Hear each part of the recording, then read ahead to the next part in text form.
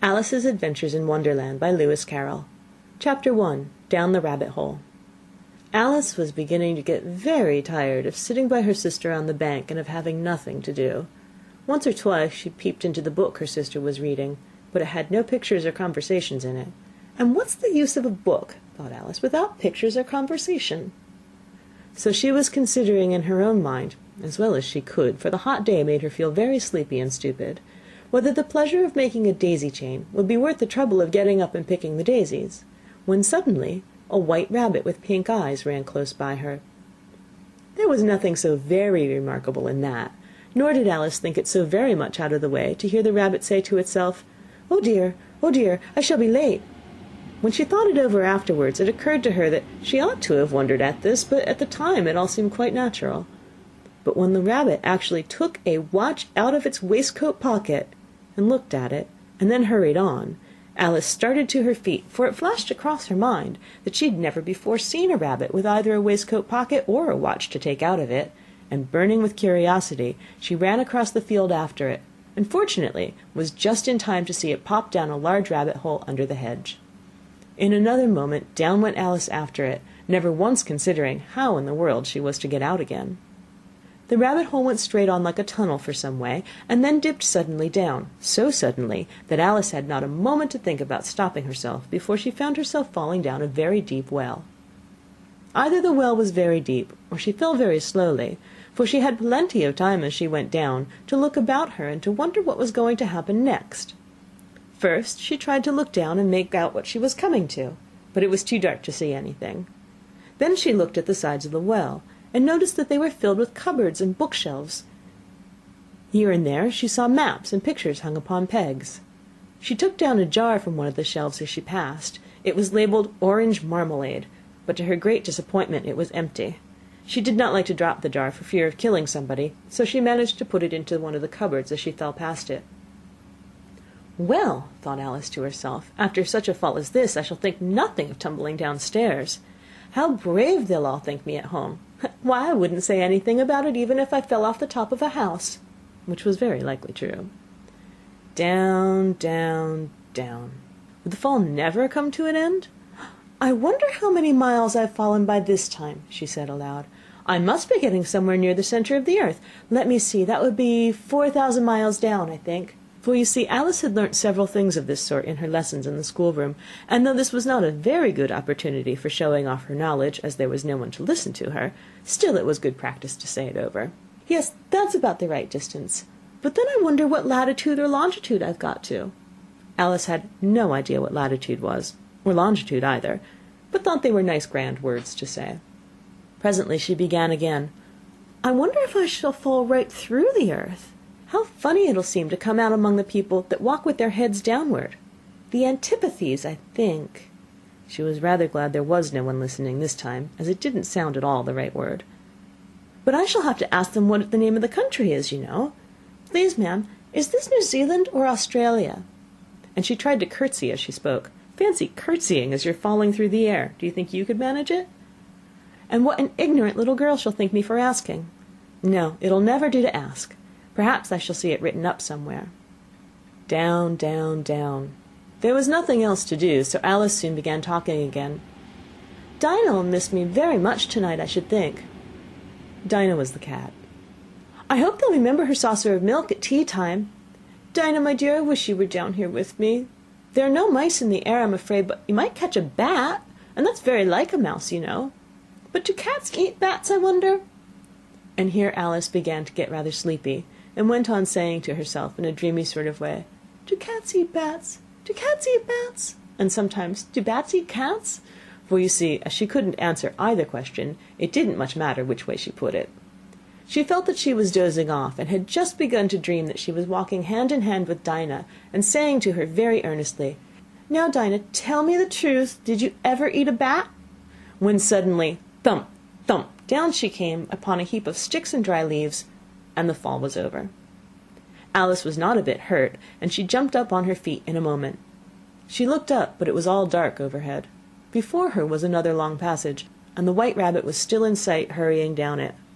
There was not a moment to be lost. Away went Alice like the wind, and was just in time to hear it say, as it turned a corner, "Oh, my ears and whiskers, how late it's getting!" She was close behind it when she turned the corner, but the rabbit was no longer to be seen.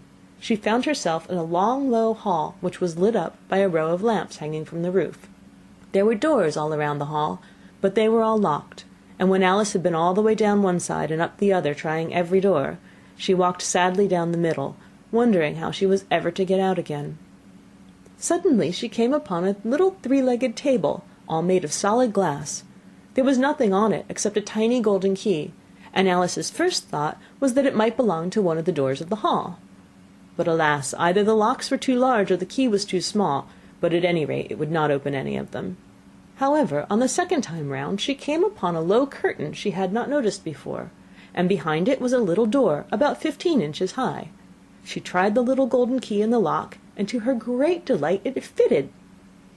Alice opened the door and found it led into a small passage, not much larger than a rat hole.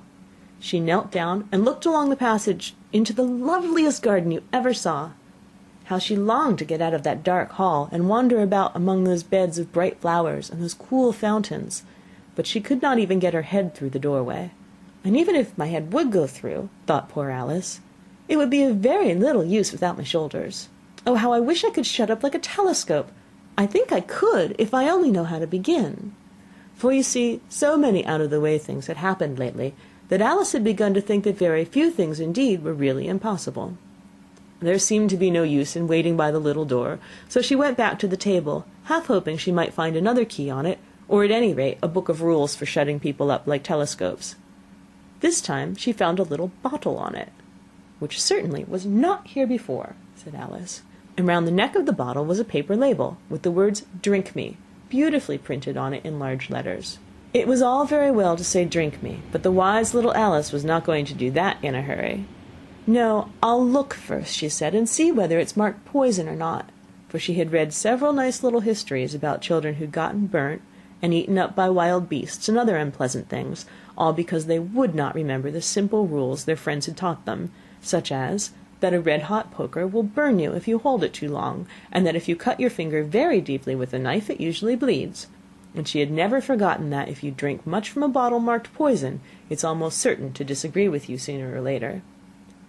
However, this bottle was not marked poison, so Alice ventured to taste it, and finding it very nice, it had, in fact, a sort of mixed flavour of cherry tart, custard, pineapple, roast turkey, toffee, and hot buttered toast. She very soon finished it off. "What a curious feeling," said Alice. "I must be shutting up like a telescope." And so it was indeed. She was now only 10 inches high, and her face brightened up at the thought that she was now the right size for going through the little door into that lovely garden. First, however, she waited for a few minutes, to see if she was going to shrink any further. She felt a little nervous about this, "for it might end, you know," said Alice to herself, "in my going out altogether like a candle. I wonder what I should be like then." And she tried to fancy what the flame of a candle is like after the candle is blown out, for she could not remember having ever seen such a thing. After a while, finding that nothing more happened, she decided on going into the garden at once.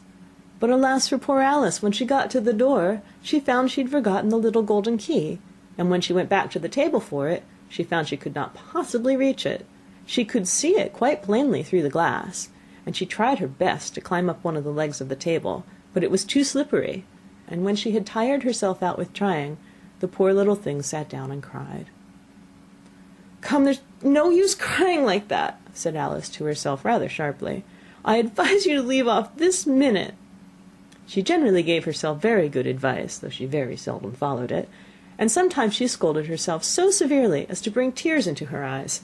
She once remembered trying to box her own ears for having cheated herself in a game of croquet she was playing against herself, for this curious child was fond of pretending to be two people. "But it's no use now," thought poor Alice, "to pretend to be two people. Why, there's hardly enough of me to make one respectable person." Soon her eye fell on a little glass box that was lying under the table. She opened it, and found in it a very small cake, on which the words "Eat me" were beautifully marked in currants. "Well, I'll eat it," said Alice, "and if it makes me grow larger, I can reach the key, and if it makes me grow smaller, I can creep under the door, so either way I'll get into the garden, and I don't care which happens." She ate a little bit, and said anxiously to herself, "Which way? Which way?" holding her hand on the top of her head to feel which way it was growing, and she was quite surprised to find that she remained the same size. To be sure, this generally happens when one eats cake, but Alice had gotten so much into the way of expecting nothing but out of the way things to happen, that it seemed quite dull and stupid for life to go on in the common way. So she set to work, and very soon finished off the cake. End of chapter 1.